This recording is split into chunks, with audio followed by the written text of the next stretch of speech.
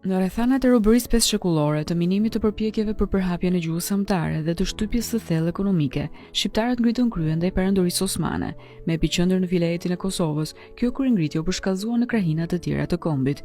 Fitoret e kryengritësve shqiptar alarmuan portën e lartë, e cila urdhroi Ministrinë e Luftës të ndërmerrte një ekspeditë ushtarake të udhëhequr nga generali Shevqet Turgut Pasha. Në prillin 1910, generali Turgut Pasha mbriti në krye të një ushtrie për 16.000 forcash në kryeqendrën e vilajetit të Kosovës, në Shkup, të drejtuar nga Idris Seferi. Kryengritësit shqiptar u pozicionuan rreth grykës së Kaçanikut, të mbajtur në kontroll pas përleshjes të ashpra. Në kundërpërgjigje, porta e lartë dërgoi edhe më shumë forca në Kosovë. Ushtria osmane, e ndihmuar nga artilleria e rëndë, i detyroi kryengritësit të tërhiqeshin në lindje në zonën e Gjilanit.